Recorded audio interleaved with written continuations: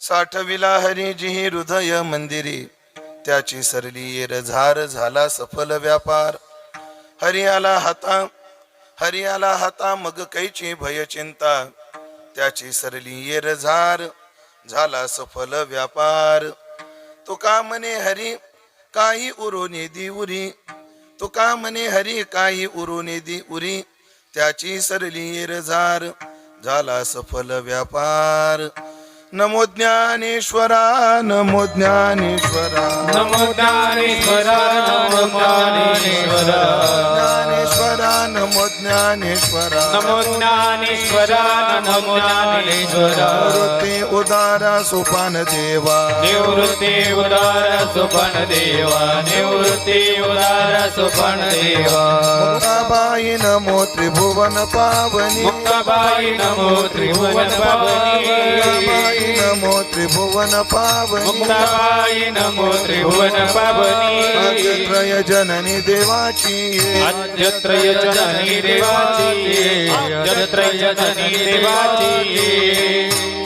नमो सद्गुरु तुकया ज्ञान दीपा, नमो सद्गुरु सच्चिदानंद रूपा, नमो सद्गुरु भक्त कल्याण मूर्ती, नमो सद्गुरु भास्करा पूर्ण कीर्ती. सेवे लागी सेवक झालो तुमच्या लागलो निज चरणा, अहो स्वामी तुकया देवा यावरी न करावा अव्हेर. संपाद्य ज्ञानंच विदाय भक्तिं, विलोकितो येन समाधिराज. वैराग्यवंतं सुविचारयुक्तं, नमामि जोगं शिरसा गुरुंतम.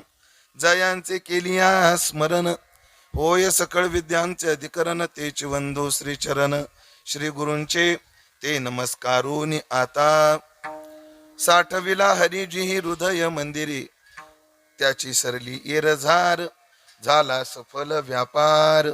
सेवेकरता निवडलेला अभंग संत श्रेष्ठ जगद्गुरु श्री तुकाराम महाराज यांचा 4 चरणाचा अत्यंत गोड सुंदर प्रसिद्ध सर्वांच्या पाठात नित्य म्हटला जाणारा हा अभंग असून, या अभंगातून जगद्गुरु श्री तुकोबाराय सफल जीवन जगलेल्या साधकाचा, अर्थात सफल जीवन झालेल्या साधूच्या साधनाचा आणि साध्याचा दोन्ही प्रकारचा विचार या अभंगातून मांडतात. विठाला विठाला परम पावन भगवान विश्वमौली विश्वसंत श्री ज्ञानोबाराय यांच्या दरबारात उपस्थित सर्व भाविक सज्जन, वैष्णव गुणीजन महाराज मंडळी तथा उगले पाटील परिवार यांचे सन्माननीय सर्व आप्तइष्ट सगळे सोयरे, या सर्वांच्या पावन उपस्थितीमध्ये आपण या डोंगरगाव मध्ये आज आपण जी चिंतन सेवा करतो आहोत, त्या चिंतन सेवेचं निमित्त अत्यंत गोड जीवन, वारकरी जीवन जगून आपलं जीवन कृतार्थ 6 वर्षापूर्वी ज्यांनी पूर्ण केलं, ज्यांना 6 वर्षापासून वैकुंठवासी म्हणावं लागतं, असे वैकुंठवासी माधवराव सखाराम पाटील उगले यांच्या 6व्या पुण्यस्मरणाचं औचित्य साधून तथा त्यांनी आपल्या अथक प्रयत्नातून विश्वमौली ज्ञानोबारायच्या मूर्तीचे प्राणप्रतिष्ठान या मंदिराचं बांधकाम केलं. त्याचा हा 21वा वर्धापन दिन, या दोन्ही निमित्ताचं औचित्य धरून या संयुक्त विद्यमानाने त्यांच्या पश्चात असणारा त्यांचा सर्व परिवार आदरणीय डॉक्टर एकनाथराव माधवराव उगले पाटील असतील, त्याचप्रमाणे लोकनियुक्त सरपंच आदरणीय श्री दशरथराव माधवराव उगले पाटील असतील, तथा त्यांचे दिवंगत चिरंजीव सुदामराव उगले पाटील यांचे चिरंजीव बाबासाहेब सुदामजी उगले पाटील तथा सर्वच उगले पाटील परिवार, या परिवाराने या कार्यक्रमाचं आयोजन केलं आणि त्या कार्यक्रमातील ही कीर्तनाची सेवा करण्याचं सौभाग्य सर्व उगले पाटील परिवार तथा या परिवाराचे भाचे म्हणून का जावई म्हणून दोन्ही पण आदरणीय श्री वारकरी संप्रदायातील ख्यात कीर्तनकार आदरणीय हरिभक्तीपरायण आमचे किशोरजी महाराज खरात तथा महाराष्ट्रातील ख्यात कीर्तमृदंगाचार्य दीपकजी महाराज खरात, या दोघांच्या संपर्कातून ही सेवा माझ्या वाट्याला आलेली आहे. तरी ज्ञानोबाराय तुकोबाराय जशी बुद्धी देतील तसं मी अभंगाचं चिंतन करण्याचा प्रयत्न करणार आहे. ही चिंतन सेवा पूर्णत्वाकडे जात असताना परमादरणीय परमश्रद्धेय गुरुवर्य मदन बाबा यांची उपस्थिती आज या चिंतनात आहे. त्याचप्रमाणे वारकरी संप्रदायाचं गुणवैभव आज आमचे नागनाथ महाराज आदरणीय हरिभक्तीपरायण, शरद महाराज आदरणीय श्री आमचे निलेशजी महाराज, त्याचप्रमाणे सर्व माझे गुरुबंधू राम महाराज पवळ यांच्या संस्थेतील सर्व गुरुबंधू मंडळी, गावातील तथा परिसरातील टाळकरी मंडळी तथा देवरूप श्रोते, आज या चिंतन सेवेकरता आवर्जून राहुरी तालुक्यातून महेशगाववरून आलेले आमचे गुरुतुल्य ज्येष्ठ गुरुबंधू आदरणीय हरिभक्तीपरायण भगवान महाराज तथा त्यांचे सहकारी या सगळ्यांविषयी सद्भाव व्यक्त करतो. अभंगाच्या दृष्टीने चिंतनाचा प्रवास चालू करतो. जगात दोन प्रकारचे जीवन जगणारी माणसं आहेत. एक निष्फल जीवन जगणारा माणूस आहे आणि एक सफल जीवन जगणारा माणूस आहे. माणसानं व्यापारात असो, शेतीत असो, परमार्थात असो किंवा संसारात असो, पण कसं असलं पाहिजे? सफल असलं पाहिजे. सफलता कशाला म्हणतात? ज्या उद्देशानं जे कार्य चालू केलं त्या कार्यातून तो उद्देश प्राप्त होणं, याला काय म्हणतात? सफलता. माणूस शेती का करतो? भरघोस पीक यावं म्हणून. ते जर त्याला मिळालं, समजावं त्याला शेतीत काय मिळाली? सफलता मिळाली, शेतीत सफलता मिळाली. माणूस व्यापार कशा करता करतो? पैसा करता. जर त्याला कीर्तन करून भरपूर मुनाफा मिळाला म्हणजे त्याचा व्यापार काय झाला? सफल झाला. माणूस कीर्तन का करतो? काय झालं? देवाविषयी प्रेम वाढण्याकरता. तुमच्या डोक्यात काय आलं होतं? देवाविषयी प्रेम वाढण्याकरता.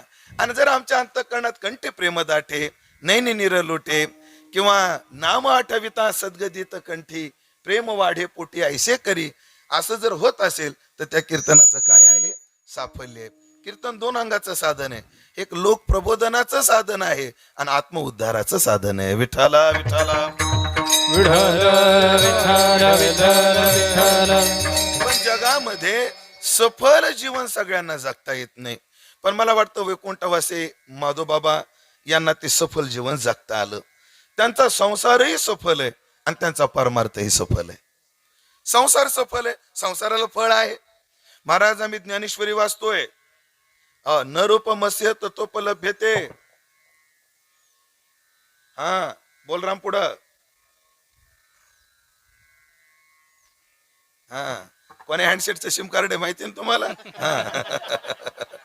न रूपमस्य तत्वोपलभ्यते. याच्यावर बोलताना ज्ञानोबा म्हणतात, या फळना चुंबिता फुलना तुरुंबिता. असा झाड आहे पण संसाराच्याच वृक्षाला फळ नाही, हे ज्ञानोबा म्हणत असते तर तुकोबरायचं वचन आहे. संसाराला सुद्धा एक फळ आहे. संसाराला काय फळ आहे? लक्ष देऊन ऐका. संसार करून जीवाला जर विरक्ती प्राप्त झाली असेल, समजावं आम्हाला संसाराला फळ मिळालं. माझ्या पदरचं चिंतन नाही.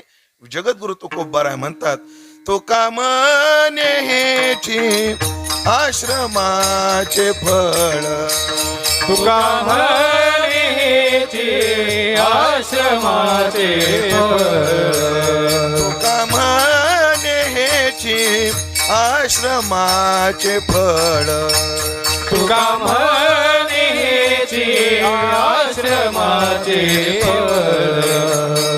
परमपद बळ वैराग्याचे, परमपद बळ वैराग्याचे, परमपद बळ वैराग्याचे, परमपद बळ वैराग्याचे, परमपद बळ वैराग्याचे, परमपद बळ वैराग्याचे, परमपद बळ वैराग्याचे, परमपद बळ वैराग्याचे.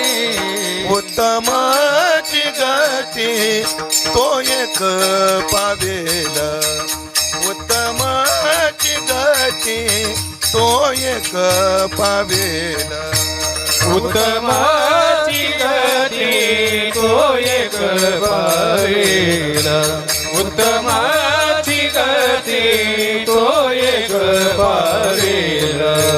हे उत्तम भोगील जीवा खानी, उत्तम भोगील जीव खानी, उत्तम भोगील जीव खानी, उत्तम भोगील जीव खानी. उत्तमाची गती तो एक पावेल, उत्तमाची गती तो एक पावेल, उत्तमाची गती तो एक पावेल, उत्तमाची गती तो एक पावेल, तो एक पावेल, तो एक पावेल.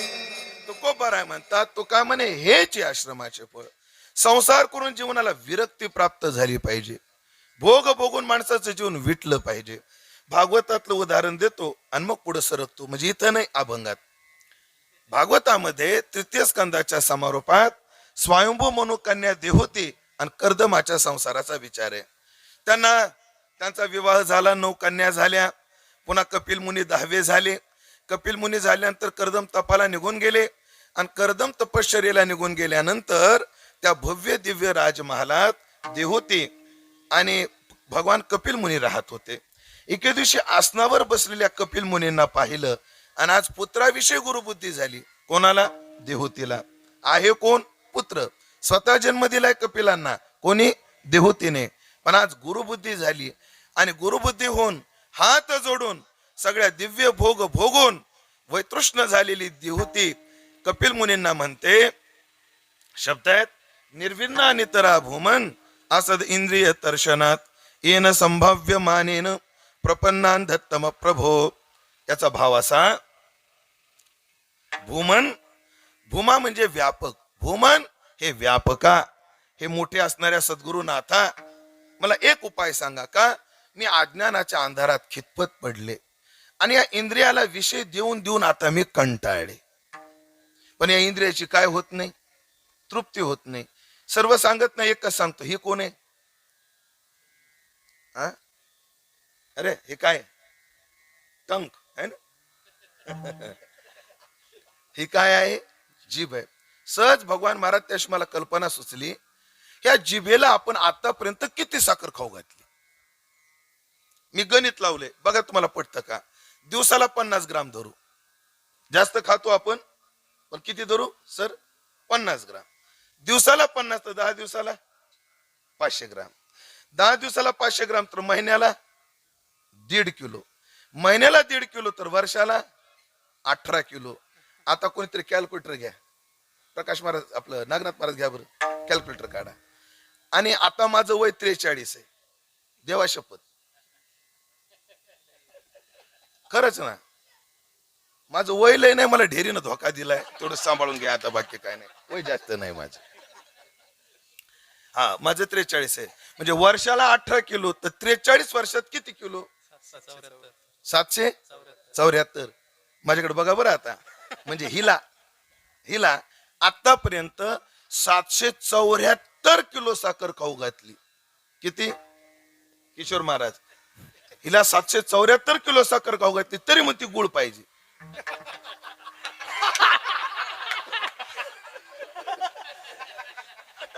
म्हणजे हिची तृप्ती बघा करता आली तर असू. या इंद्रियाची काय होत नाही. विषय सेविता कोण तृप्त झाला?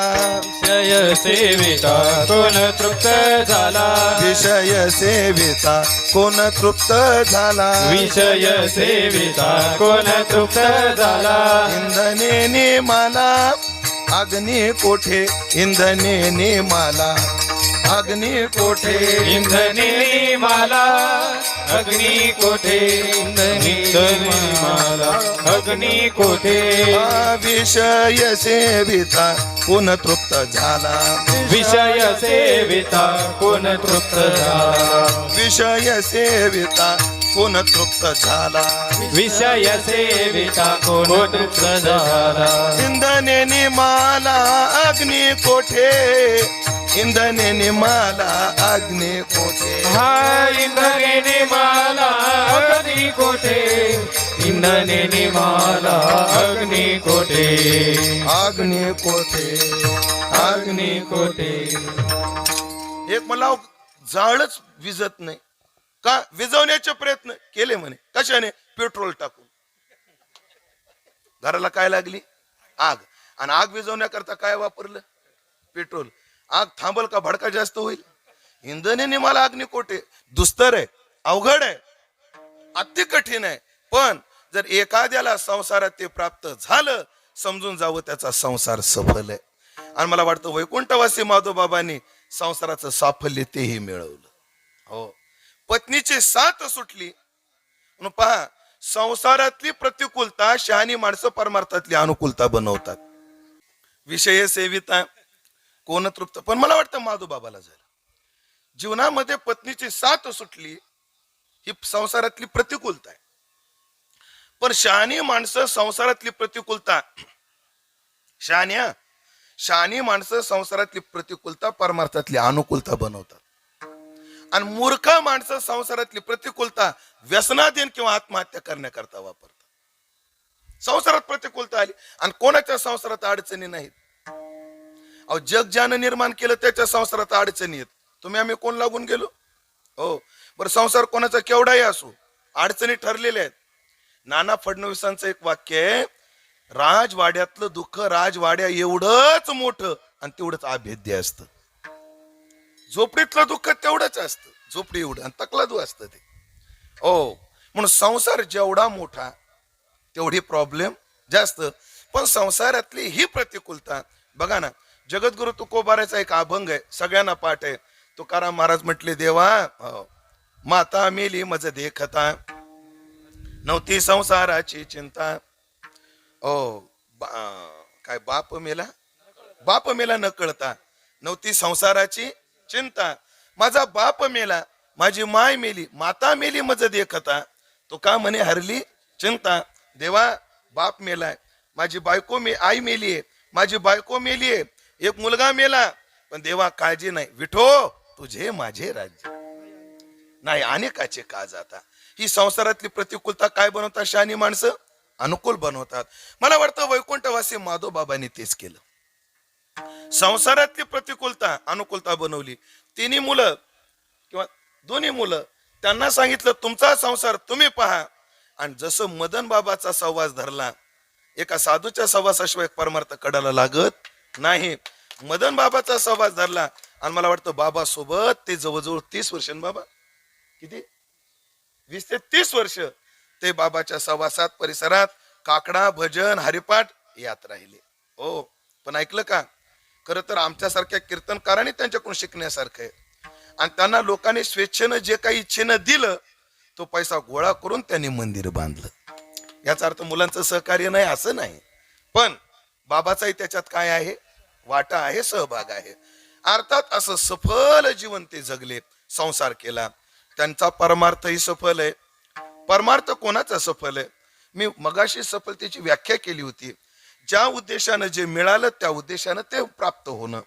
नरदेह कशा करता मिळाला, नरदेहाचा उद्देश काय, ज्ञानोबाराने एका ओवीमध्ये सांगितला. तैसे येण्याची शरीरे, येणे नाही येण्याची शरीरे, शरीरा येणे सरे, किंबहुना येर झारे चिरा पडे. येर झारावर काय पडतो? चिरा पडतो. कशाने? या देहाने. कोण्या देहाने? याच देहाने, याच देहामध्ये. आणि याच देहामध्ये येर झारावर ज्यांनी चिरा पाडला त्याचाच व्यापार सफल झाला. अभंगाचं दुसरं चरण.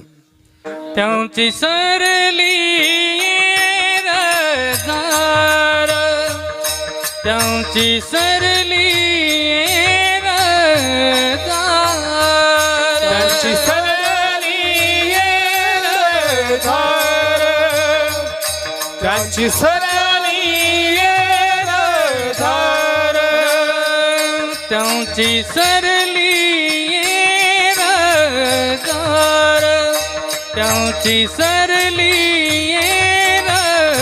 रजार, त्यांची सरली रजार, त्यांची सरली रजार.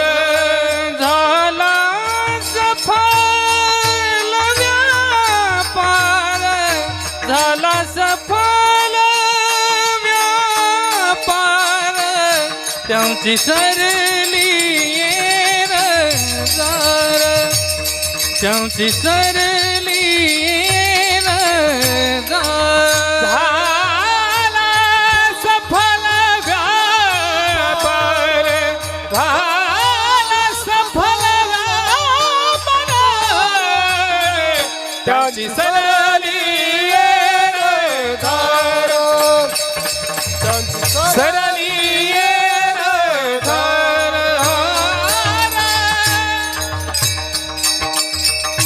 या शरीराचा परम उद्देश किंबहुना येर झारे चिरा पडे. आणि त्या येर झारेवर ज्याने चिरा पाडला तुकाराम महाराज म्हणतात त्याची सरली येरझार आणि त्याचा व्यापार सफल झाला. व्यापार म्हणजे त्यानं केलेली कर्म, त्याला प्राप्त त्यानं केलेली खटपट, ती खटपट काय झाली? फळाला आली, सफल झाली. महाराज येरझार संपणं गरजेचं आहे काय? नितांत गरजेचं आहे. माणसाचं जीवन जे दुःखी आहे ना, ते दुःखी का आहे? या येरझारीमुळेच आहे. आधी एक प्रमाण देतो मग युक्ती सांगतो. प्रमाण काय आहे? पैसोनी खोळी शुक राहे गर्भी आंधळा. हो, पुढं शिनला येर झारी दुःख आठवी वेळा.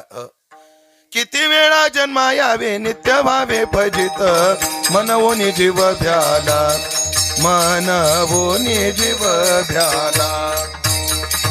किती वेळा जन्मा यावे नित्य व्हावे भजित मनवोनी जीव भ्याला, मनवोनी जीव भ्याला. किती वेळा जन्मा यावे नित्य व्हावे फजित मनवोनी जीव भ्याला, मनवोनी जीव भ्याला.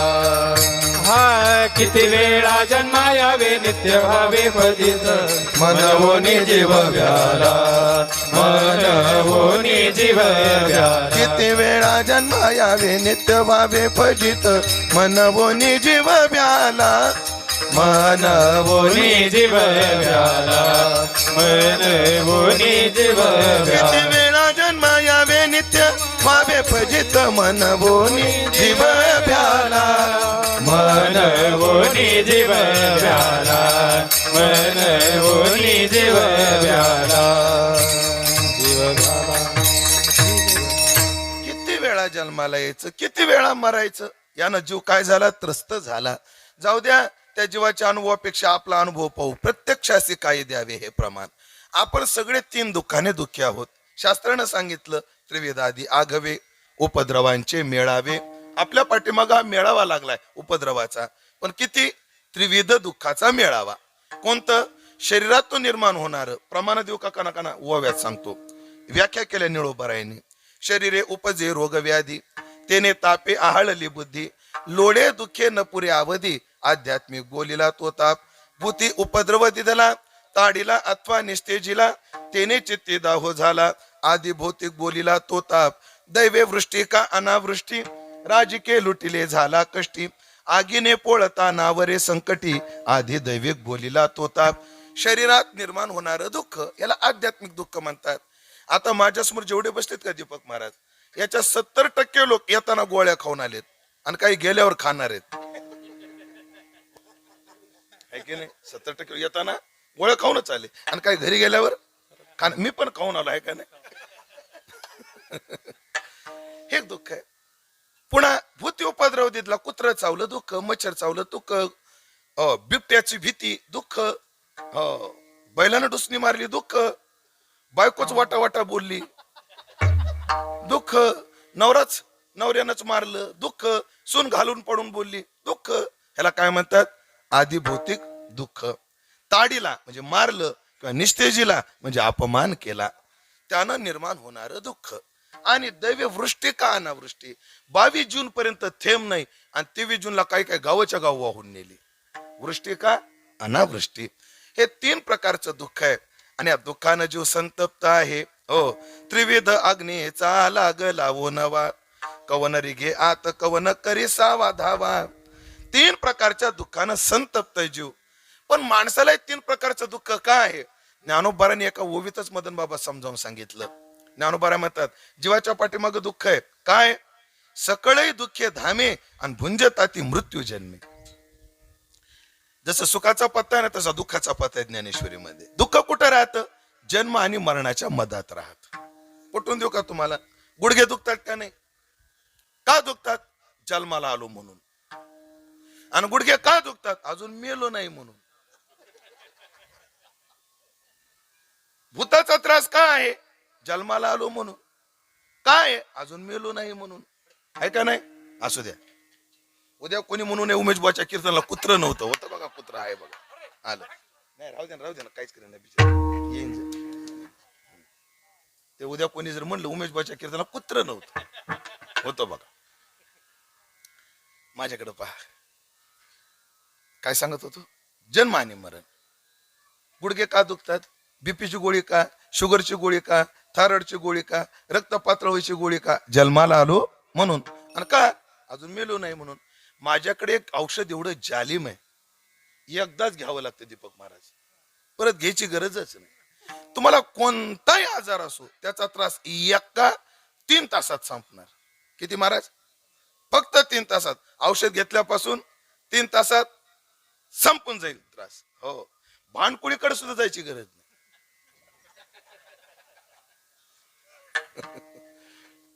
कोणाकोणाच्या लक्षात आलं? हा, औषध आहे का? औषध लय भारी. मी डबल सांगणार नाही. एरवी हे सांगायचे 100 रुपये घेत असतो मी, पण आज फुकट सांगायला लागलोय तुम्हाला. औषध काय नाही. संध्याकाळी जेवण झालं, बेडरूम मध्ये जायचं, एका ग्लास मध्ये अर्धा ग्लास राऊंड अप घ्यायचं, ते प्यायचं आणि पांघरून घेऊन झोपायचं. 3 तासात आपलं दरदर घाम येतो आधी आणि शरीर एवढं गार पडतं, पुन्हा काहीच दुखत नाही. ज्ञानोबाची ओवी आहे, ब्रह्मपदाचे नि भडसे न चुकती पुनरावृत्तीची ओळशे आणि निवटली याचे जैसे पोट न दुखे. निवटली याचे, मेलेल्या माणसाचं दुखत नाही. अर्थात सर्व दुःख या जन्म मरण या येरझारीमुळे आहे. अरे बाप, येण्याचं दुःख आहे, जाण्याचं दुःख आहे. पोयगर ते निघाला, रतिचिंतन झालं आपलं. मूत्ररंध्रे निघाला, कटारेम्या चाटीला कुचस्वेदू. ऐसी ऐसी आपरी जो जन्माचा कंटाळा धरी. म्हणे आता मी ते न करी, जेणे ऐसे होय ऐशी दशा येईल पुढे. हो, तो मन होईल वेडे, तव चिंतून ठेवी रोकडे आत्महित. जन्म मृत्यू जरा व्याधी दुःख दोषानु दर्शनम. अशी पाठीमाग लागलेली जन्म मरणाची परंपरा, याचा विच्छेद होणं हेच मानवी जीवनाचं साफल्य आहे. त्याची सरली येरझार. झाला सफल व्यापार, येणे न घडे रे, जाणे न घडे रे. हो, अजून प्रमाण देतो. नाही आम्हा जावे मरावे लागत, असो अखंडित जैसे तैसे. असं जीवन जो जगले, असे जे महात्मेत, झाला सफल व्यापार, आली येरझार फळाशी हे. आणि माणसाने व्यापार कोणता करावा? ज्यात लाभ आहे तोच करावा, है ना. तो का म्हणे हित होय तो व्यापार, करा काय फार शिकवावे. असा व्यापार त्याचा सफल झाला. कोणाचा? त्याचा म्हणजे कोणाचा?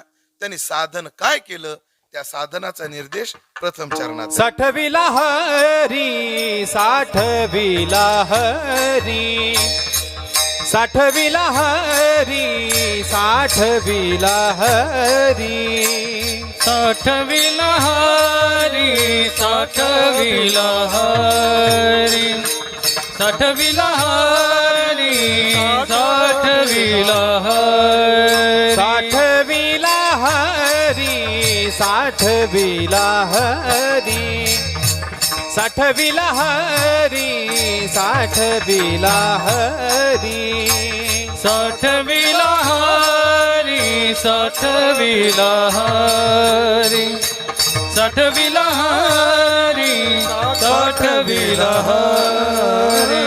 जी हृदय मंदिरी, जी हृदय मंदिरी,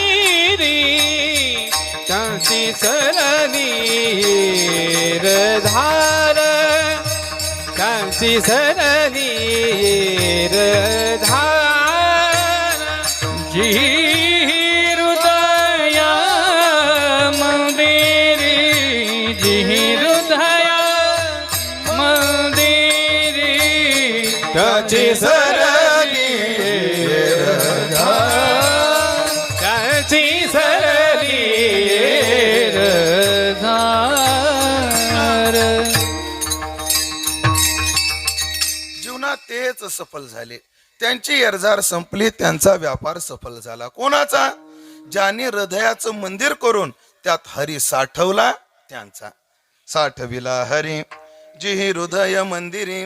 हृदयात ज्याने हरी साठवला. एरवी हरी कोणाच्या हृदयात नाही? भगवान काय म्हटले 18व्या अध्यायामध्ये? ईश्वर सर्वभूतानां हृदयेषु तिष्ठति, ब्राह्मयन् सर्वभूतानि यंत्रारूढानि मायया. एरवी सर्वांच्या हृदय देशी मी अमुक आहे ऐशी, जे बुद्धीस पुरे अहर्निशी ते वस्तुगा मी. सामान्य रूपाने सगळ्यांच्या हृदयामध्ये परमात्मा आहे. देव आहे देव आहे देव आहे देव आहे देव आहे देव आहे देव आहे देव आहे हृदय मंदिरी शोधून पाहे हृदय मंदिरी शोधून पाहे देव नटला नाना परी देव नटला नाना परी हृदय मंदिर शोधून पाहे हृदय मंदिर शोधून पाहे देव नटला नाना परी देव नटला नाना परी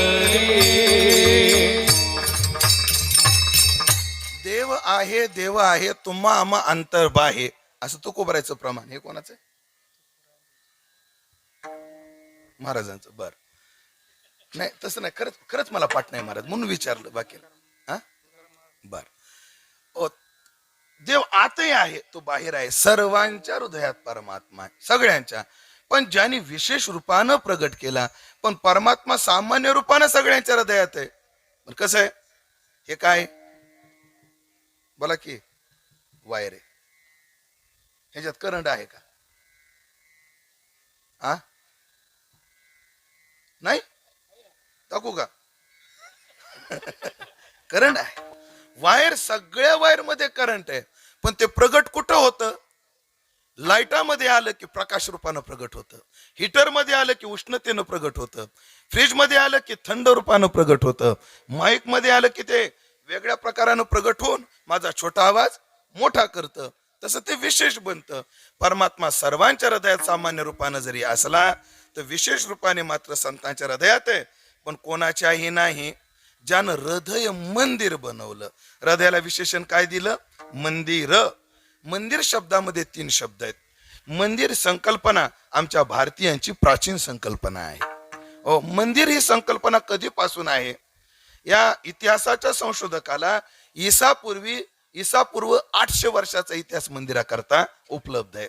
म्हणजे 2600, आता 26 चालून 2026 आणि त्याच्यामध्ये आता 800 मिसळायचे, म्हणजे 2826 वर्षाचा इतिहास कशाला आहे? लिखित रूपानं. पण आपला पाहायचा ठरला तर वेदात पुराणामध्ये सुद्धा मंदिर ही काय आहे? संकल्पना आहे. पण मंदिर का बरं मंदिर बांधायचं असतं? का बरं मंदिर? काय आपलं हृदय मंदिर बनेपर्यंत आधी मंदिर बांधायला पाहिजे. कारण का? मंदिरातला देव हृदय मंदिरात आला पाहिजे. पण आपली बुद्धी एवढी काही सूक्ष्म नाही, एवढी काही तरल नाही, एवढं काय हृदय पवित्र नाही डायरेक्ट हृदय मंदिरात येण्याकरता. मग आधी बाहेर 10 कोटी मूर्ती उभा आणि त्याला पाहत पाहत मग हृदयात साठवायचा. याकरता मंदिर असतं. काय आपल्याकडे मंदिराच्या संबंधानं बोलतो, आपली संस्कृती देव मानणारी संस्कृती आहे. आणि आपल्याकडे देवाच्या 4 प्रकारानं विचार आहे. एक आहे निर्गुण निराकार. मला वाटतं हा पडदा उचलावा म्हणजे काय होईल? गरम थोडं कमी होईल. फार गरम होतंय.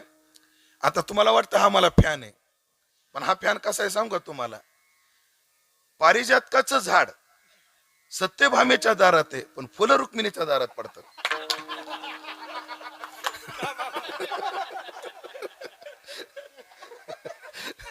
झाड कोणाच्या दारात आहे? सत्यभामेच्या. पण फुलं कोणाच्या दारात पडतात? रुक्मिणीच्या. देव असा आहे, ज्याला 2 करायच्या त्याने देवाकडून शिकलं पाहिजे. दोघे कशा खुश ठेवायच्या. नाही लावूच नका माझ्याकडे काय नाही.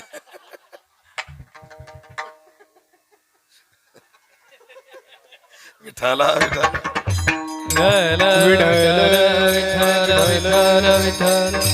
काय नाही, आपण अगदी थोडक्यामध्ये विचार पूर्णत्वाकडे नेऊ. विचार काय सांगत होतो? काय सांगत होतो? हा मूर्तीचा विचार. 4 प्रकारांना आमच्याकडे देवाचा विचार आहे. निर्गुण निराकार, सगुण निराकार, सगुण साकार आणि तिसरा आहे अर्च विग्रह. निर्गुण निराकार ज्याला नाव रूप नाही असं तत्व. सगुण निराकार जेव्हा तोच माया विशिष्ट ईश्वर होऊन जगत निर्मिती करता प्रवृत्त होतो त्याला शबल ब्रह्म म्हणतात. त्याला म्हणतात सगुण निराकार. जेव्हा तोच परमात्मा भक्ताला अनुग्रह करण्याच्या हेतूने अवताराला येतो तेव्हा रामकृष्णादी शरीराला काय म्हणतात बाबा? सगुण साकार. आणि जेव्हा तो परमात्मा आपलं अवतार कार्य तिरोहित करून पूर्ण करून आपला तिरोहित होतो तेव्हा त्याचं प्रतीक म्हणून जे भक्त मंदिरात मांडतात तो आहे आर्च विग्रह. आमच्याकडे या 4 प्रकाराने विचार आहे, पण चारीला तीच किंमत भक्तिशास्त्राने दिली. जी निर्गुण निराकाराची किंमत आहे ती सगुण निराकाराची, सगुण निराकाराची जी किंमत आहे तीच सगुण साकाराची, आणि जी सगुण साकाराची किंमत आहे तीच काय आहे, आर्च विग्रहाची आहे. भूमिका भिन्न भिन्न आहे. मी जेव्हा माझ्या बहिणीजवळ जातो तेव्हा मी भाऊ असतो, मी जेव्हा आईजवळ जातो तेव्हा मी मुलगा असतो, जेव्हा मी तुमच्या समोर येतो तेव्हा कीर्तनकार असतो. तुम्ही असं म्हणले नाही की बायकोजवळ जातात तेव्हा कोण असतं, आपण बायकोजवळ जात नाही त्याचं कारण आपल्याला बायकोच नाही, उगा आपलं सांगितलेलं बरं, बाकी काही नाही. पत्नीजवळ जातो तेव्हा तो पती असतो. व्यक्ती भूमिका भिन्न भिन्न बजावतो पण तो व्यक्ती तोच असतो. त्या कार्याला डोळ्यासमोर ठेवून देव तो त्या भूमिका बजावण्याकरता कधी आपल्याला निर्गुण निराकाराची संज्ञा, कधी सगुण निराकाराची संज्ञा, कधी सगुण साकाराची संज्ञा, तर कधी आर्च विग्रहाची संज्ञा धारण करतो. पण तो काय आहे, एकच आहे, तोच आहे, तोच आहे. तो कोबरा म्हणतो अवघी एकाचीच विन ते कैचे भिन्ना भिन्न, वेद पुरुष नारायण तेने केला निवाडा. मग आर्च विग्रह मंदिरात बसवण्याची पद्धत आहे. मला वाटतं 21 वर्षापूर्वी माधवबाबांनी इथे नर रूपे विष्णू अवतरला भगवान असं ज्या ज्ञानोबराचं वर्णन आहे त्यांची मूर्ती बसवलेली आहे. पण ते जसं मंदिर आहे आता त्या मंदिरात देव बसवला, पण ह्याही मंदिरात बसवला पाहिजे. माझ्या कानाचे नाव भरी घ्यावो, माझ्या कानाचे नाव भरी घ्यावो, हृदय धरून या खेळावया न्यावो, यासी हृदय धरून या खेळावया न्यावो. माझ्या कानाचे नाव भरी घ्यावो, माझ्या कानाचे नाव भरी घ्यावो, हृदय धरून यासी खेळावया न्यावो, हृदय धरून यासी खेळावया न्यावो. माझ्या कानाचे माझ्या कृष्णाचे, माझ्या कानाचे माझ्या कृष्णाचे, माझ्या कानाचे नाव भरी घ्यावो, हृदय धरून यासी खेळावया न्यावो, हृदय धरून यासी खेळावया न्यावो.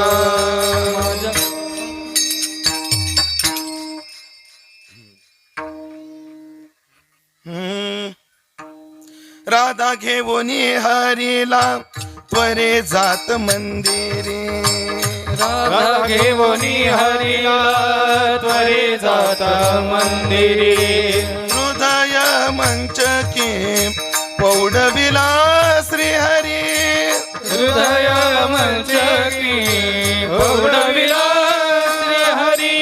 एका जनार्दनी हरिला भोगी राधा सुंदरी, एका जनार्दनी हरिला भोगी राधा सुंदरी, राधे घेई श्याम सुंदरा, राधे घेई श्याम सुंदरा, राधे राधे घेई श्याम सुंदरा, राधे हे श्याम सुंदरा, राधे हे श्याम सुंदरा, राधे राधे हे श्याम सुंदरा.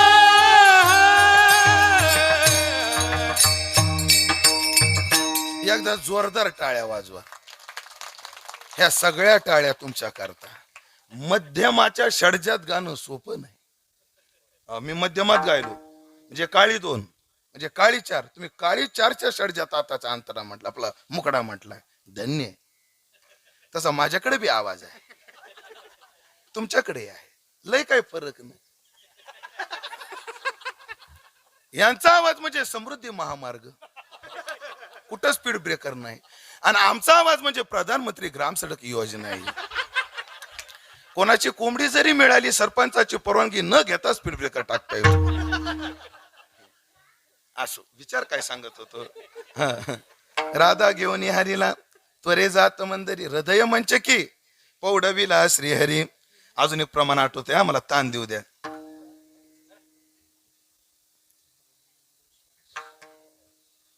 विठाला विठाला विठ्ठल विठ्ठल विठ्ठल विठ्ठल विठ्ठल विठ्ठल विठ्ठल विठ्ठल विठ्ठल विठ्ठल विठ्ठल आम्ही बहुजनी तू एकला ना काय आम्ही बहुजनी तू एकला हा दिसशी शारंग पाणी येते हा असं आहे. आम्ही बहुजनी तू एकला दिसशी शारंग पाणी येते. आम्ही बहुजनी तू एकला दिसशी शारंग पाणी. हृदय मंदिरी ठेवून तू ते हृदय मंदिरी ठेवून तू ते. हृदय मंदिरी ठेवून तू ते हृदय मंदिरी ठेवून तू ते. जाऊ मथुरा पंथे जाऊ मथुरा कन्हैया सर सर परता कन्हैया सर सर परता. नको आरुता येवो नको आरुता येवो तुझा संग झालिया मग मी घरा कैशी. तुझा संग झालिया मग मी घरा कैसा येव. हृदय मंदिर ठेवून येत होते. हृदयाचं मंदिर झाल्याशिवाय त्याच्यात हरी येत नाही. मंदिर शब्दाचा अर्थ काय? मंदिर शब्दाचा अर्थ काय? मंदिर शब्दामध्ये 3 शब्द आहेत म दी आणि र. याच्यातच अर्थ आहे तेवढा सांगतो ना 8 तास घेतो. म ज्याचं हृदय मंगल झालंय. दी ज्याचं हृदय दिव्य झालंय. आणि र ज्याचं हृदय रमणीय झालंय हरी त्या मंदिरामध्ये प्रगट होतो. ज्यानं हृदयाला आधी मंदिर केलं आणि मग हरी साठवला. हरी त्याच्याशिवाय साठवतच नाही. हृदयाला मंदिर बनवावं लागतं. हृदय मंगल केलं याचा अर्थ काय? गोस्वामीजी तुलसीदासजींना विचारू मंगल हृदय करण्याकरता काय करावं लागतं. रामप्रभू वनामध्ये निघालेले प्रयागराज मध्ये गेलेले. हो भरद्वाज मुनीचं दर्शन घेऊन पुढे निघाले. भरद्वाज मुनीला विचारले 14 वर्ष वनात राहायचं मी कुठं राहू. भरद्वाज मुनी म्हणले पुढे जा चित्रकूट आहे तिथं वाल्मिकजी भेटतील तुला. आणि रामा वाल्मिकाला विचार आणि वाल्मिकजी तुला सांगतील कुठं राहायचं. प्रभू रामप्रभू वाल्मिकाच्या दारात गेले आणि वाल्मिक ऋषींना म्हटले ऋषीवर मला 14 वर्षाचा वनवास आहे मी वनात कुठे राहू. वाल्मिकजी म्हटले रामा आधी तू कुठं नाही ते मला सांग मग मी सांगतो कुठं राहायचं ते. म्हणे आता ते स्वरूपाला धरून बोलू नका जे चाललंय त्याला धरून बोला. मग त्या ठिकाणी वाल्मिकजीने हे गोस्वामी तुलसीदासची कल्पना आहे. वाल्मिकजीने 14 भुवनाची कल्पना केली. रामा तू कुठं राहिलं पाहिजे. तुलसी रामायणामध्ये ह्या 14 भुवनाचा गोड विचार आहे. ऐकलं का? तुम्हाला जर सगळा विस्तारानं वाचायचं असेल तर तिथं वाचा किंवा युट्यूबला तुलसी रामायणातील 14 भुवन असं जर टाकलं तर लता दिदीने या 14 भुवनांचं गायन फार गोड केलेलं आहे. फार सुंदर आहे. ते 14 भुवन आहेत. राम कुठं राहिलं पाहिजे त्याची सुरुवात आहे जिनके श्रवण समुद्र समान कथा तुम्हारी सुभग सरिनाना. असे 14 भुवन आहेत. पण आपल्याला 14 भुवन सांगायला वेळ नाही. कीर्तनकारांनी पाठ नाही असं म्हणायचं नसतं.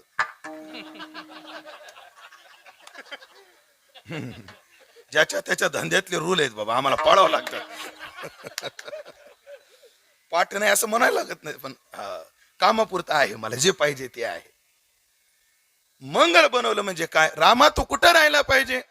इतके गोड विकारांची यादी देऊन गोस्वामीजी म्हणतात काम कोह मद मान मोहा क्रोध मद मोहन मोहा. लोभन शोभन रागन द्रोहा. लोभन शोभन रागन दोहा. जिनके कपट दंबन हे माया तिनके ही वसहु रघुराया. राम सिया राम जय जय राम. राम सिया राम जय जय राम. काम क्रोध लोभ मानन मोहा लोभन शोभन रागन द्रोहा. राम सिया राम जय जय राम.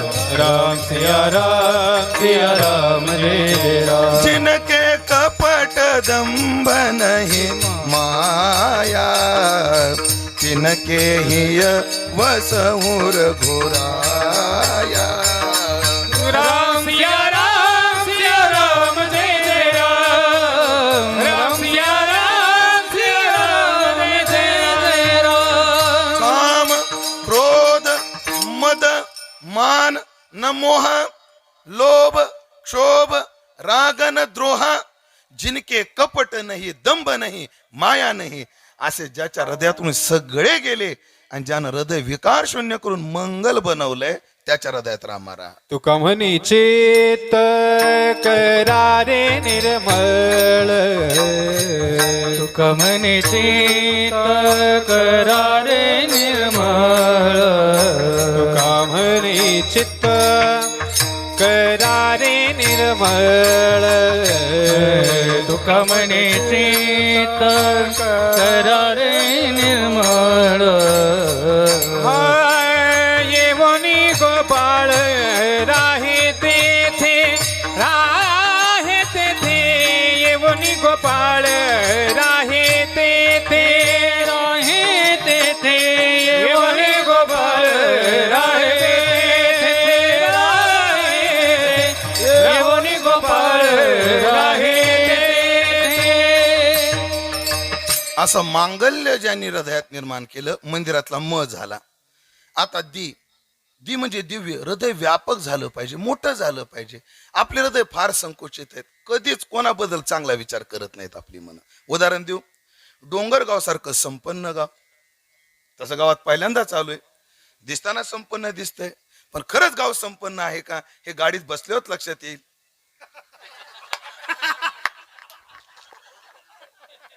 काय झालं म्हणजे गाडीचा रात्री अंधारात आलो ना, दिसलं नाही घर. रात्री आता दिवसा गाडीत घर वगैरे दिसतील या अंदाजानं म्हणलो होतो. तुम्ही काय अर्थ धरला मला माहित नाही. अशा संपन्न गावात अति गडगंज श्रीमंत माणूस, लय गोड विचार आहे. त्याला मूलबाळ होईना, नवसा सयासानं मुलगा झाला. सहसा नवसाची नीट निघत नाहीत, पण तो खूप चांगला निघाला. वेळ कमी असल्यामुळे 10वीला गेला. वेळ कमी आपल्याकडे. तुम्हाला अहिल्यानगरजीला येत असेल, आईला. आणि डिव्हिजन कोणतं आहे शिक्षणाला? पुणे डिव्हिजन मध्ये येतं ना. हा ठीक. ऐकलं का? मग तो मुलगा 10वीला गेला आणि 10वीचा निकालाचा दिवस आला आणि निकालाच्या दिवशी तो उड्या मारतच आला, पप्पा पप्पा. बापणला काय लागला निकाल? पुणे डिव्हिजन मध्ये 1 नंबर. पोरगा पास झाला. बापानं कडकडून मिठी मारली. बापाजवळ पेढा नव्हता, पण गुळाचा खडा होता. त्यानं पोराचं तोंड गोड केलं. पोरग म्हणलं, पप्पा पप्पा आता गुळावर आणि पेड्यावर भागणार नाही म्हणले. मग आता संगमनेरला कॉलेजला जायचंय मला. मग मला मोटरसायकल घेऊन द्या. कितीचं पोरग? 10वीचं. बाप म्हणला, बाळ्या लाखाचा म्हणता 2 लाखाचा टॅब घे, 2 लाखाचा म्हणता 4 लाखाचं गाड्याळ घे, पण मोटरसायकल नाही. पप्पा कारण काय? नाही बाबा, नको नको, भीती वाटते. अहो बाबा, तुमचा काळ गेला, आता रस्ते खूप चांगले झाले. सर 50 वय तुमचं? 64. आता रस्ते काय झाले? पहिल्यापेक्षा चांगले झाले. बाप म्हणलं तीच अडचण झाली. पुढचं वाक्य ऐका आता. जुन्या काळात रस्ते चांगले नव्हते, पण रस्त्यावर चांगले होते.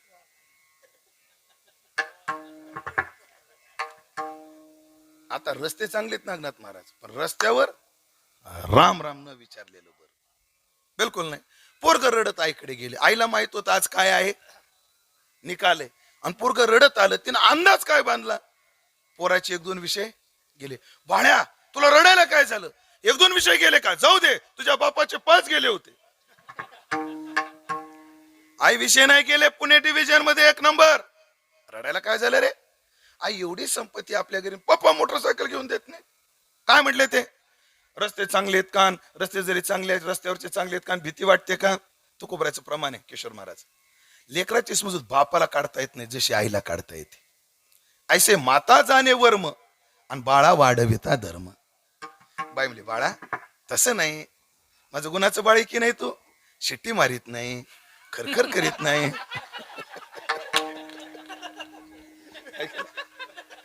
किती गोड आवाज देतं बाळ है ना. गुणाचं बाळ की नाही. ऐक बाळा, आता जसा 10वीला चांगल्या मार्कनं पास झाला ना, असाच 12वीला पास हो. तुला मी गाडी घेऊन देणार. मगाशी म्हटलं 9साच होतं, पण गुणी होतं. ते काय सुनीताबाईच्या पोरासारखं नव्हतं. माझ्या आईचं नाव सुनीता आहे. पोरग गुन्हे होत. पुन्हा थांबलं. वेळ कमी असल्यामुळे निलेश महाराज ते 12वीला सुद्धा गेलं. निकाल झाला. पुन्हा पुणे डिव्हिजन मध्ये 1 नंबर आला. आई वादा किया वो निभाना पडेगा. करणार म्हटली. तिच्या हातात 4 तोळ्याची बांगडी होती. ऐकता का नाही? 4 तोळ्याची बांगडी काढली. जा मुली बाळा मोड निदान आला किती.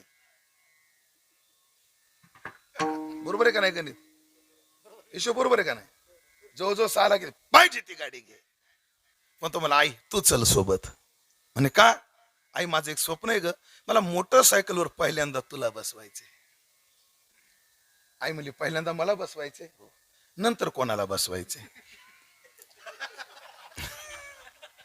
तो आता गपचल पुढचं बोलू नका. मग तो आईला घेऊन मोटरसायकल आणायला गेला. आता एक सांगा, नाशिकला जायचं का संगमनेरला जायचं? गाड्या चांगल्या भेटतात ना. आपल्या भारी गाडी घ्यायची, ती पालतो पुढून चालायची. गाड्या असं पालतो पुढून चालायची गाडी. दीपक महाराज मलाही घ्यायची, पण पेट्रोल टाकीची अडचण यायला लागली. अहो गाडीच्या तुम्ही माझ्याकडे काय पाहता? मी गाडीच्या पेट्रोल टाकीचं बोलतो. अडचण यायला लागली. मोटरसायकल घ्यायची. गेला संगमनेरला, गाडी घेतली. आपला दृष्टांत चाललाय. आपण कोणाबद्दल चांगले विचार करत नाही. मोटरसायकल बाबा घेतली. पोरानं बाप गाडीला किक मारली. आईला गाडीवर बसवलं आणि हाय स्पीडची ती गाडी 100 आणि 120च्या स्पीड गाडी घेऊन कुठे निघाला? डोंगरगावला निघाला. इकडून येतो नांदूर शिंगोट्याकडून. बरं आहे का? इकडून येऊ. इकडून रस्ता आहे का? कसा रस्ता कसा आहे? पण कीर्तन झालं मला जायचं म्हणून विचारतो, बाकी काय नाही. चांगला आहे ना? म्हणजे लांब पडतं नांदूर शिंगोटा, मधून जवळ पडतं. म्हणजे आता इथून कोण्या गावाला जायचं? बाबा चिकन्या. चिकनीहून चमेली का आपलं? चिकनीहून पुढं सायखिंडी. बरं काय हरकत नाही.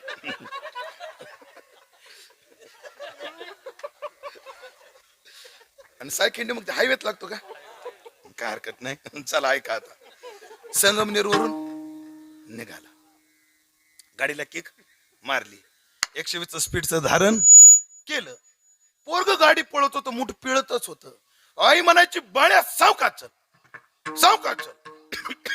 एवढ्या करता बाप नाही म्हणत होता, सावकाश चल. पण पोरग ऐकत नव्हतं. भरधाव वेगातून संगमनेरून निघालं आणि नाशिकहून एक ट्रक आला होता. भरधार वेगातला ट्रक आला होता. इकडून ट्रक आला, इकडून मोटरसायकल ऐकली. मोटरसायकल सरळ सायखिंडी चिकनीतून डोंगरगावला आली. तुमच्या मनात जे आलं ना तसं काहीच झालेलं नाही. ट्रक सरळ निघून गेलेला.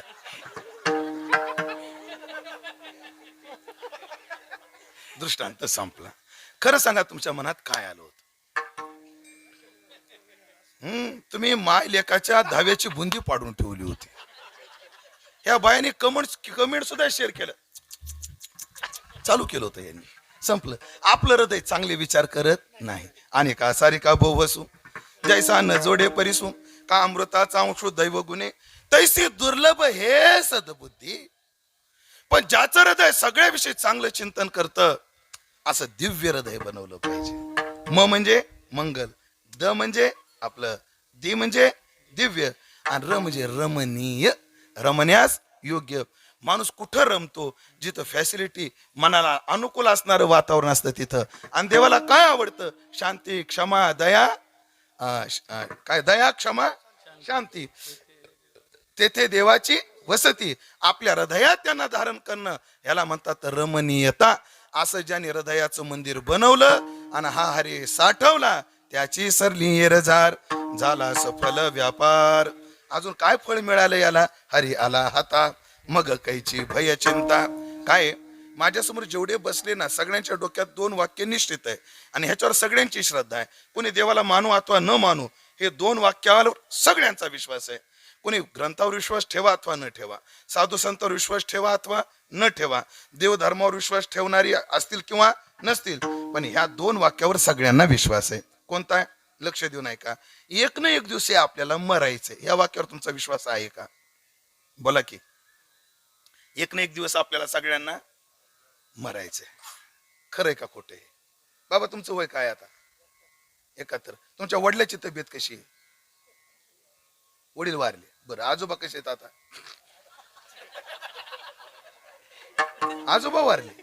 पंजोबा पंजोबा गेले. आजोबा गेले. वडील गेले. आता कोणाचा नंबर आहे? त्याचा वय त्याच तर राहू द्या ना. नाही त्यांचं खरंच आहे. त्याला माहित मी जातो का ती आधी जातात काय त्याला माहित असं आहे ते. आजा मेला पंजा मेला बाप मसना गेला कायमचं प्रमाण आहे. एक दिवशी मरायचं हे सगळ्यांना माहिती आहे. आता दुसरं वाक्य आहे का? माझ्याकडे पहा. तुम्ही नका पाणी होतो. एक ना एक दिवशी मरायचंय हे सगळ्यांना माहिती आहे. आणि पुढचं वाक्य लय महत्वाचं आहे. मरेपर्यंत आम्हाला जगायचंय हे सगळ्यांना माहिती आहे. पण मरेपर्यंत आम्हाला कसं जगायचं? सुखासुखी जगायचंय. मग सुखासुखी जगण्याकरता जे लागतं ते आमच्याकडे आहे का नाही? माणसाला जगायला काय काय लागतं? अन्न, वस्त्र, निवारा, मोबाईल आणि चार्जर. हे आपल्याकडे आहे की नाही? आहे. मग आमचं जीवन सुखी का नाही बाबा? शास्त्रकाराने सांगितलं सगळं जीवन सुखी आहे, पण 2 शब्दांना आम्हाला जीवन नरकमय बनवलंय. कोणतं? भीती आणि चिंता. अप्राप्त विषयाची चिंता आणि प्राप्त विषयाची भीती. एक वाक्य सांगतो. बायको भेटल का नाही, भेटल का नाही, काय चिंता आहे. भेटलेली बायको टिकल का नाही, टिकल का नाही, भीती आहे. जमल्यावर डोंगरावरून ढोकलून देती का टाकीत घालून शिमिट होती ती. काय खरंय महाराज, लय अवघड झाले का? अग्रवाल घटना कालची आपली पुण्यातली, काय महाराज किती माणूस केला कालिमा लावणारी घटना. कालिमा लावणारी घटना अवघड आहे महाराज. जुन्या काळातले लोक असं म्हणायचे निलेश महाराज, बायको पोचता येत असेल तर करा. जुने लोक असं म्हणायचे. पण एक बोलू का आता तुम्हाला, मी फार गांभीर्यानं बोलतोय. सध्याच्या काळात बायको पोचणं अवघड राहिलेलं नाही. कारण महिन्याला तिला 1,500 भेटतात. खरे का कुठे? बरं ती एसटी ला गेली तर तिकीट अर्धे. बोलू गरोदर झालं की आशाताई खाऊ आणून देते. तिची डिलिव्हरी झाली की बाळणपणाचं किट घेऊन येते. तिला कॅल्शियम कमी पडलं, सरकारी दवाखान्यात कॅल्शियमच्या गोळ्या मिळतात. बायको पोसणं काय अवघड आहे. बरं साड्याला किंमत राहिली नाही. परवा सहज मी विठ्ठल पाहिलं 100च्या 3 साड्या. म्हणून 100त किती साड्या? 3 साड्या. त्याला किंमत राहिली नाही. वस्त्राला किंमत नाही. राहिला इंदिरा आवास आहे, अन्नाला अन्न सुरक्षा योजना आहे. अडचण काय? ऐकलं का? बायको सांभाळ पोसणं अवघड राहिलं नाही. पण हे बोलू का, तुम्ही आता 60च्या पुढची जी मंडळी आहेत ना, तुम्ही तरुण होता ना, तेव्हा बायको पोसणं हा प्रश्न तुमच्या समोर होता, पण बायको सांभाळायची हा प्रश्न तुमच्या समोर नव्हता. आताचे जे जनरेशन आहे त्यांना बायको पोसणं अवघड नाहीये, बायको सांभाळणं अवघड झाले. सगळ्या माझ्या बहिणी आहेत तरी मी माफी मागून हे वाक्य बोललेलो आहे. ती सांभाळणं अवघड आहे. अप्राप्त विषय आम्हाला चिंता निर्माण करतो, प्राप्त विषय आम्हाला भीती निर्माण करतो. पण एकदा हरी हाताला आला, हरी आला हाता मग कैशी भय चिंता. किंवा दुसरे करू, माणसाला मरण्याचं भय आणि जगण्याची चिंता आहे. नित्य उठून या खाव याची चिंता. ह्याची चिंता तुझं काय खावे म्हणून. माणसाला जगायची चिंता आहे आणि मरणाची भीती आहे. पण हरी एकदा जन हृदय मंदिर केलं, त्यात हरी साठवला, त्याच्या जीवनामध्ये काय होतं? भीती आणि चिंता निघून जाते. बळीयाचा अंग संग झाला आता, नाही भय चिंता. तो का म्हणे आम्हा भय चिंता नाही धाक. जन्म मरण काही एक. एवढं आणि एवढंच नाही, परमात्मा तो का म्हणे हरी काही उरोने दिवरी. तो हरी एकदा जीवनात आला की काही उरी उरू देत नाही. याच्याकरता निळोबराला विचारा. निळोबराने सांगितलं, कोण आला माझ्या घरी? हरी पाहुणा आला म्हणे. मग त्यानं केलं काय? माझ्या मीपणाचा करोनी फराळ, उरले ते खाव या बैसला सकळ. ऐसा भूकाळू आनंदाचा गोवळ, या सिग्रासितान पुरे माझा खेळ वो. काय देऊ आता नसता जवळी, प्रारब्ध क्रियमान भक्षिले समोळी. कर्मा अकर्माच्या घेतल्या कवळी, विषय वासना त्या बक्षिल्या निमिष मिळी वो. सब भक्षिले संपत्ती विपत्तीचे भोग. सगळं पाहून घ्या हरी आपल्या जीवनात कोणतीच उरी शिल्लक ठेवत नाही. असा ज्याने हृदयाचं मंदिर करून हरी साठवला त्याचं जीवन परिपूर्ण सफल झालं. विठोबा रखुमाई रखुमाई हरी हरी विठोबा रखुमाई विठोबा रखुमाई विठोबा रखुमाई जय जय विठोबा रखुमाई विठोबा रखुमाई जय जय विठोबा रखुमाई विठोबा रखुमाई विठोबा रखुमाई विठोबा रखुमाई विठोबा रखुमाई विठोबा रखुमाई कुंडली हरी विठ्ठल श्री ज्ञानदेव तुकाराम पंढरीनाथ भगवान की जय माऊली ज्ञानेश्वर महाराज की जय.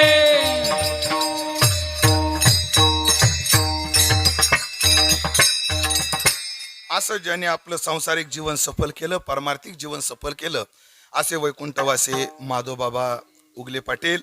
त्यांचं हे 6वे पुण्यस्मरण आहे. त्याचप्रमाणे ज्ञानोबाराच्या मंदिराचा 21वा वर्धापन दिन आहे. वारकरी जीवन कधी सफल आहे? त्याला संस्कारानं जगता आलं पाहिजे. तेच वारकरी जीवन आहे ना. त्याला साहित्यात 3 शब्द आहेत महाराज. काय मग आपण वापरतो ते शब्द? संस्काराचं संरक्षण, संस्काराचं संवर्धन आणि संस्काराचं संक्रमण. संरक्षण, संवर्धन आणि तिसरा शब्द काय सर? संक्रमण. संरक्षण अवघड आहे. संस्कारानं जगणं सोपं राहिलेलं नाही. हो, आता कॅमेरा आहेत तरी धाडस करून बोलतो. कितीतरी प्रशासकीय क्षेत्रामध्ये काम करणारी माणसं माझ्या ओळखीची आहेत. तीन महाराज आता एवढं बिघडलंय, कोणी जर ठरवलं मला प्युअर काम करायचंय तरी त्याला लोक जगू देत नाही. काल एकाला पद्मश्री दिला, मी नाव विसरलोय त्यांचं, अलका याज्ञिक बरोबर त्यांना पद्मश्री दिला. का दिला? ते मंत्रालयामध्ये गृह खात्यामध्ये मोठ्या पदावर होते. आणि जेव्हा 26चा हमला झाला ना, 26/11चा कुठं ताज हॉटेलवर, तेव्हा तो केला ह्याने, म्हणजे अतिरेक्याने केला. पण या अतिरेक्याने त्रास का दिला? आपल्या देशामध्ये हिंदू संघटना हिरवा आपला भगवा दहशतवाद पसरवत आहेत म्हणून भारताला तो त्रास झाला. असा त्या ह्याच्यामध्ये म्हणजे त्याचा जो शेरा द्यायचा असतो त्या घटनेचा, तर त्याला शेरा हे द्यायचं ठरवलं होतं तत्कालीन सरकारनं, की हा जो अतिरेकी हल्ला झाला त्याचं कारण आपल्या देशातल्या हिंदू संघटना आहेत, जो भगवा दहशतवाद करतायत आणि भगवा दहशतवादाला उत्तर देण्याकरता त्यांनी केलं. असं लिहा म्हणे कलम त्याच्यात. आणि ह्यांची सही पाहिजे होती. महाराज त्यांनी सही दिली नाही. त्यांना डांबलं गेलं तरी दिली नाही. सिगरेटचे चटके दिले तरी त्यांनी दिली नाही. त्यांनी माझी मान जरी कापली, माझ्या हिंदू धर्माला खाली मान घालावं लागली इतिहासात, अशी एकही क्रिया मी हाताने करणार नाही, एकही करणार नाही. आणि मग त्याची कृतज्ञता म्हणून भारत सरकारनं त्यांना परवा पद्मश्री पुरस्कारानं पुरस्कृत केलं. मी नाव विसरलो त्यांचं, माफी मागतो. असो, सांगण्याचं तात्पर्य काय, हा विचार का मांडला की सध्या खरं जगणं सुद्धा खूप अवघड झालेलं आहे. संस्काराचं संरक्षण अवघड आहे. पण माधवबाबांनी आपल्या जीवनातला सगळा वेळ केवळ संस्कारमय वारकरी जीवन जगण्यात घालवला. पण संस्काराचं संवर्धन त्याही पेक्षा अवघड आहे. काही काही लोकांच्या घराण्यात परमात्म्याची सेवा आली आहे तेवढी करणं, पण आहे त्याच्यात वाढवणं. पण मला वाटतं बाबांनी तेही केलं, संवर्धनही केलं. आणि त्याही पेक्षा बाबाचं सगळ्यात मोठं कार्य आहे आपल्या संस्काराचं संक्रमण करणं, पुढची पिढी घडवणं. म्हणजे बाबाच्या पश्चात सुद्धा या मंदिराचा 6वा वर्धापन आदरणीय डॉक्टर एकनाथरावजी उगले पाटील, त्याचप्रमाणे सरपंच श्री दशरथराव उगले पाटील तथा बाबासाहेबजी उगले पाटील हा परिवार या कार्यामध्ये तत्पर आहे. यात नवल नाही. यांची मुलं सोडा, पण यांची 3री पिढी, 3 नातू.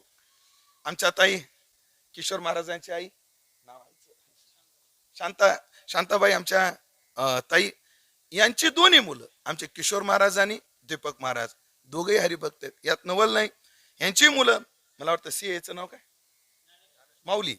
हो, माऊली सुद्धा या कार्यामध्ये काय आहेत, तत्पर आहेत. त्यांना सुद्धा आवड आहे. एक आहे, आजोबांनी जेवढा वेळ दिला तेवढा वेळ देता येतो की नाही हा सध्याच्या स्पर्धामय जीवनामध्ये शक्य नाही, अवघड आहे. जीवन फार स्पर्धात्मक झालेलं आहे. आमचं बालपण फार चांगलं होतं महाराज. आमच्या बालपणी वॉटर बॅग ही संकल्पना नव्हती, सॅनिटायझर शब्द आम्हाला माहीत नव्हता. हो, आम्ही शाळेत जाताना वॉटर बॅग नव्हती आम्हाला. शाळेत पाण्याची टाकी असायची, कधी धुतलेली आणि कोणी धुतलेली कोणाच ठाऊक. ग्लास पण नसायचा, डायरेक्ट तुट्टीला तोंड लावायचं आणि प्यायचं. बरं, शाळा सुटल्या सुटल्या रानात जायचं, पाऊस असा पहिला पडला आणि डबके साचले, जांभळं खायचे, चिंचा खायच्या, टावेल नसताना आंघोळ आणि कपडे न भिजवता करायचो आम्ही. ज्यांच्या ज्यांच्या लक्षात आलं त्यांना धन्यवाद. टावेल नसताना आणि कपडे न भिजवता डोहामध्ये काय करायचं पोहायचं.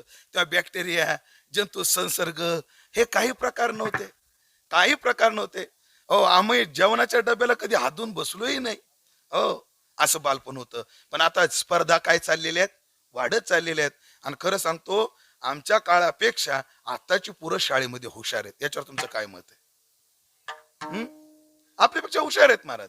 आपल्याला ज्या गोष्टी या वयात कळाल्या नाही, त्या वयात त्यांना त्याचं काय आहे, ज्ञान आहे. कारण जीवन जग तेवढं स्पर्धेकडे धावतंय. मग एवढ्या स्पर्धेतून डॉक्टर साहेबांना, सरपंच साहेबांना किंवा आपल्या माऊलीला वेळ देता येतो नाही देता येतो हा नंतरचा भाग आहे. पण आपल्या आजोबाच्या कार्याची यांना जाण आहे, हेच आपल्या संस्काराचं संक्रमण आहे. आणि असं जीवन बाबा जगले आणि ते जगून मंदिराचा 21वा वर्धापन दिन तथा बाबाचं 6वे पुण्यस्मरण याचं औचित्य साधून या ठिकाणी या उगले परिवाराने ह्या कार्याचं आयोजन केलं. मी सुरुवातीलाच बोललो, आदरणीय हरिभक्तीपरायण मदन बाबा त्यांनी ऋणानुबंध जपला आणि बाबाच्या पश्चात सुद्धा या परिवाराचा त्यांचा जो ऋणानुबंध आहे त्याचं भान ठेवून पूज्य मदन बाबा आज या चिंतनात उपस्थित आहेत. वरपे बाबाच्या चरणी पुन्हा एकदा नमस्कार करतो. आदरणीय भगवान महाराज यांच्या चरणी विनम्र भाव व्यक्त करतो. आणि सर्वच गुणीजन महाराज मंडळी, उगले पाटील परिवाराचे आप्तेष्ट सगळे सोयरे सर्वांविषयी सद्भाव व्यक्त करून माझ्या वाणी विस्ताराला पूर्णविराम देतो. आणि आता मी जे विठ्ठल करतो तो का म्हणे ज्ञानेश्वराला चाल म्हणा. कारण मला आता इथून सरळ परभणीला वेळेत जाणं फार गरजेचं आहे. आमच्या भागात 4-5 दिवसापूर्वी फार दुःखद घटना घडली. मंदिराचा कळस कोळसळून त्याच्या खाली जो 5 ते 6 सद्भाविक गेलेले आहेत, 25 ते 30 ऍडमिट आहेत. आणि ज्यांच्या संस्थांवर झालं ते माझे गुरुबंधू आहेत. म्हणून आज तिथं शोक सभेचं आयोजन आहे.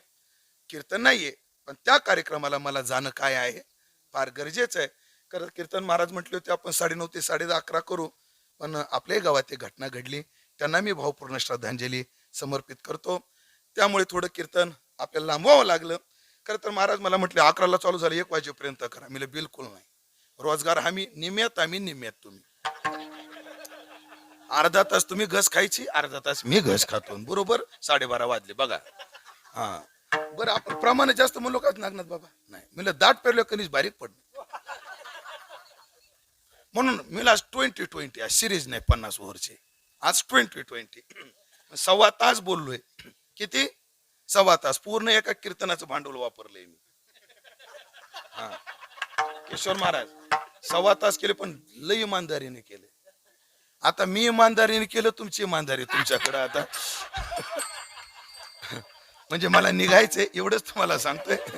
पुन्हा एकदा सर्वांविषयी सद्भाव व्यक्त करून ज्ञानेश्वर माऊली ज्ञानराज माऊली तुकाराम ज्ञानेश्वर माऊली ज्ञानराज माऊली विठ्ठल जय जय विठ्ठल, जय विठ्ठल जय जय विठ्ठल, जय जय विठ्ठल, जय जय विठ्ठल, जय जय विठ्ठल जय जय विठ्ठल. बोलिले खुरे वेडी वाकोडी उत्तरे करा क्षमा अपराध महाराज तुम्ही. नाही विचारिला अधिकार मी आपुला करा क्षमा अपराध महाराज तुम्ही. तुका म्हणे ज्ञानेश्वरा राखा पायापैकी जरा करा क्षमा अपराध महाराज.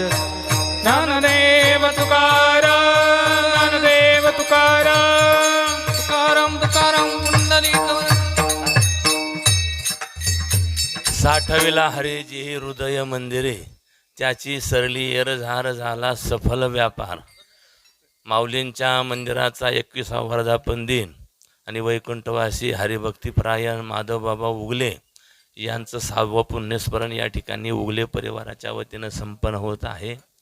खरं तर आज यांचं संकीर्तन आपल्या सर्वांना ऐकायला मिळालं ते माझे गुरुबंधू हरिभक्तीपरायण उमेशजी महाराज दशरथे, वारकरी शिक्षण संस्था जोग महाराजांची विद्यार्थी आणि आमचे गुरुबंधू आहेत. अतिशय गोड असं या ठिकाणी संकीर्तन त्यांनी समर्पित केलेलं आहे. भरपूर वेळ कीर्तन झालेलं आहे आणि म्हणून वेळेमध्ये आवरायचं असतं. त्यांनाही लांबचा प्रवास आहे. माधवबाबांचं जीवन खरं तर या अभंगामध्ये बसणारं जीवन आहे. त्यांनी संपूर्ण सांगितलेलं आहे. हृदय पवित्र करावं लागतं ना, असं पवित्र माणूस होता, स्पष्ट बोलणारा होता, पण मन मात्र अतिस्वच्छ मन होतं. मी स्वतः पाहिलेलं आहे. खरं तर बाबांनी सांगितलं माझ्या संगतीत राहिले, पण मलाच त्यांनी सांभाळलं उलटं बरोबर ठेवून. मलाही 20-25 वर्ष त्यांनी सांभाळलं. कुठेही जाताना माझ्याबरोबर असायचे. खरं तर मला सांभाळण्याकरता त्यांना ठेवलं होतं बरोबर, असं होतं ते. असं आहे.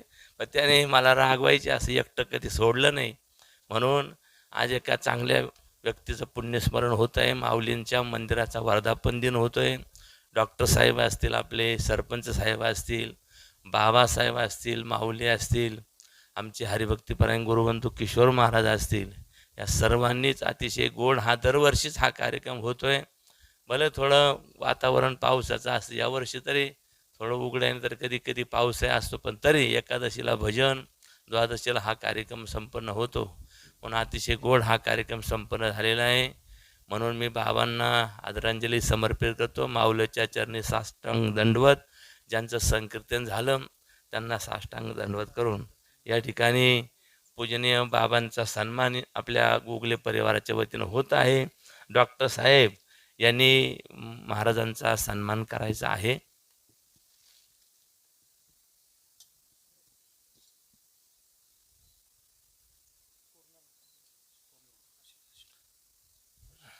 टाका टाका काय, एक फोटो घ्या फोडून, आहेच कॅमेरा चालू, घ्या महाराज घ्या. दशरथ दादा या ना, माऊली इकडे या. पुंडली कवरधारी भाऊ या, या उभं राहा ना, या दशरथ साहेब उभं राहा, घ्या गजर करा. पुंडली कवरधारी विठ्ठल श्री ज्ञानदेव माऊली ज्ञानेश्वर महाराज की, संत तुकाराम महाराज, भागवत महाराज की. हरिभक्तीपरायण आज आपल्या संकीर्तनाला साथ करण्याकरता नामवंत भजनी मंडळ या ठिकाणी आलेले हरिभक्तीपरायण नागनाथ महाराज या ठिकाणी उपस्थित आहे. त्यांचा सन्मान गोगले परिवाराच्या वतीनं केला जात आहे.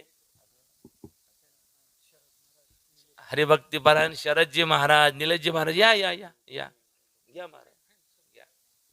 1-2 मिनिटात कार्यक्रम आवरलेला आहे फक्त आपला. घ्या सर, श्रीफळ घ्या. पुंडली कवरधारी विठ्ठल श्री ज्ञानदेव. बसाच झाला आवरला.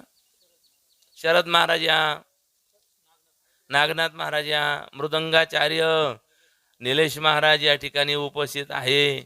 आणि अतिशय शेती करून कष्ट करून ही जी गायनाचार्य मंडळी आपले सर्व नातेवाईकच आपले, तर या ठिकाणी त्यांनाही धन्यवाद आहे. आपण सर्व उगले परिवाराच्या विनंतीला मान देऊन डोंगरगाव गावातील ग्रामस्थ साईनाथ महाराज भालेराव या, तुम्ही या महाराज.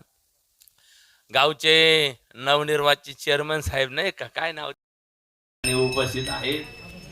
आणि आमचे बाळासाहेब महाराज खतोडे, जालिंदर महाराज वरपे, इतर सर्व महाराज या नाव तुम्ही. भगवान बाबा, भगवान महाराज, भगवान बाबा गेले, भगवान महाराजांना बोलवा. या या प्रसाद घेऊन जा, प्रसाद घेऊन जा, घ्या घ्या घ्या. पुंडलिका वरदारी विठ्ठल. आवरायचं माऊली. मग अमलजी बोलतात 1 मिनिट. सर्वांचा आभार मानला जात आहे. आज या ठिकाणी श्री संत ज्ञानेश्वर महाराजांच्या 21व्या वर्धापन दिनानिमित्त, त्याचप्रमाणे कैलासवासी माधव सखाराम उगले यांच्या 6व्या पुण्यस्मरणानिमित्त हरिभक्तपरायण उमेश महाराज दशरथे यांचं या ठिकाणी खूप सुंदर असं कीर्तन झालेलं आहे. या कार्यक्रमासाठी आपल्या या ठिकाणी या कार्यक्रमासाठी नेहमीच या उगले परिवारावरती अतिशय आदरभाव आणि निष्ठा असलेले आदरणीय मदन महाराज वरपे यांचं या ठिकाणी पूर्ण वेळ ते थांबलेलं आहे. मी त्यांचं या ठिकाणी स्वागत करतो. आणि उगले परिवाराच्या वतीनं सर्वांना विनंती करतो, या ठिकाणी महाप्रसाद ठेवलेला आहे, हा महाप्रसाद घेतल्याशिवाय कुणी जायचं नाही आहे. आणि उपस्थित सर्वांचं स्वागत करतो आणि गावातील सर्वांना विनंती करतो की आपण या ठिकाणी वाढण्याचं काम करायचं आहे. आणि या ठिकाणी श्रद्धांजलीसाठी सर्वांनी एकटे उभं राहायचे. आता विश्वात्मके देवे येणे वाग्यज्ञ तोषावे, तोषोनी मद द्यावे पसाय दान हे. जे खळांची व्यंकटी सांडो तया सत्कर्मी रती वाढो. भूता परस्परे पडो मैत्र जीवाचे, दुरितांचे तिमिरे जावो विश्वस्वधर्म सूर्य पाहो. जो जे वांछिल तो ते लाहो प्राणीजात, वर्षत सकळ मंगळी ईश्वर निष्ठांची मांदियाळी. अनवरत भूमंडळी भेट तू भूता, चला कल्पतरूंचे आरव. चेतना चिंतामणीचे गाव, बोलते जे अर्णव पियुषाचे. चंद्रमे जे अलांछन, मार्तंड जे तापहीन. ते सर्वाही सदा सज्जन सोयरे होतो, किंबहुना सर्व सुखी पूर्ण होणी तिही लोकी. भजिदो आदी पुरुषी अखंडित, आणि ग्रंथोपजीविये विशेषी लोकीये. दृष्टादृष्टविजये व्हावे जे, हेथ म्हणे श्री विश्वेश्वराव. हा होईल दान पसावो, येणे वरे ज्ञान देवो सुखिया झाला. येणे वरे ज्ञान देवो सुखिया झाला. येणे वरे ज्ञान देवो सुखिया झाला. शांती शांती शांती.